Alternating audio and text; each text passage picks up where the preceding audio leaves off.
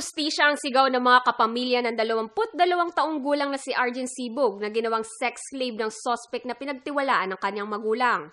Inilibing nitong nakarang linggo ang mga labi ni Arjen na namatay dahil sa heart failure at electrolyte imbalance o pagkawala ng tubig sa katawan.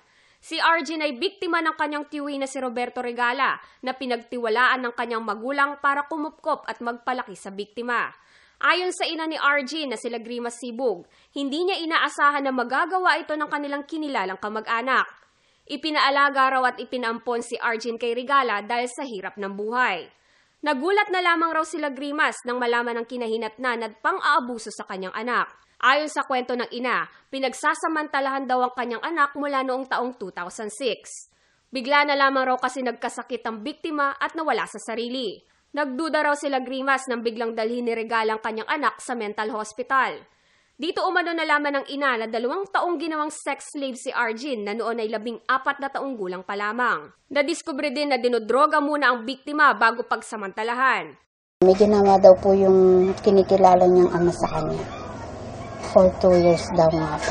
Nire. Nagtiwala po ako sa kanila dahil po mababait yung biyanan ko. Mababait yung po yung mga bayaw ko. Wala naman po ako nakita.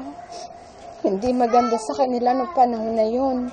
Ayon sa kapatid ng biktima na si Aling Sibug na siyang nagbantay kay Arjen, ipinagtapat raw sa kanya ng kanyang kapatid ang mga ginawa ng kanyang tiyuhin. At base sa mga salaysay ni Arjen, iginuhit ni Aling ng mga umano'y ginagawang pang-aabuso ng kanilang tiyuhin. Sa guhit na ito, makikita na tinatawag raw ni Regala si Arjen at pinapasok sa isang kwarto bago pagsamantalahan. Iginuhit na may binibigay na droga ang tiyuhin bago gahasain. Nagtapat siya na na-rape nga siya. Na kumuha ko ng ballpen at saka pen. Ganito ba yung nangyari sa'yo ako? Dinrawing ko. Unti-unti. Tapos hindi mali yan, sabi niya. Hanggang sa natapos yung pinag-uwit niya sa akin. Ayon sa ama ni Arjen na si Ariel Sibug, nadiskubre pa nila na di umano'y unti-unting nilalaso ng kanilang anak. Napansin raw kasi ng embalsamador na tuyong-tuyo at halos wala ng dugo si Arjen nang mamatay at dalhin sa morgue. Nakitaan umano ng mga tanda na may formalin ng katawan ng biktima bago pumanaw. Nung namatay, sabi sa morgue, sabi niya, ano bang kinamatay ng anak mo? Sabi ko, dati po na-rape yun. Ngayon, pero kumakain naman po ako, malakas kumain. Yun ang pinagtatanong. Nung namatay, matigas. Wala pa man 20 minutes matigas na raw, sabi ng punerarya. Yun, tuyong-tuyo daw yung bangkay niya. Sana po, makulong siya. Sabi niya kasi ng anak ko, hustisya. Simula pa lang nung nag-file kami ng kaso, sabi sa prosecutor, tuloy po ako dahil kawawa yung bata. Base sa medical legal na isinagawa noong 2006, positibo sa panggagahasa si Arjen. Taong 2007 ang kasuhan ng paglabag sa RA 7610 o Anti-Child Abuse Law with Rape si Regala.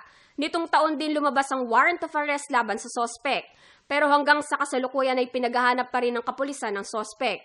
Sa pag-aaral na ililabas ng National Demographic and Health Survey ng National Statistics Office, isa sa 5 babae na may edad 15 hanggang 49 ay nakaranas ng pang-aabusong pisikal. Habang isa sa 25 kababaihan na may edad 15 hanggang 49 ay nakaranas na ng pang-aabusong sexual. Sa datos ng Philippine Commission on Women o PCW, taong 2011, mahigit 1,700 ang bilang ng mga kasong pang-aabuso sa bansa. Kasama si Joshua Lansangan, ako po si Marvin Malyari, alerto alisto sa pagbabalita.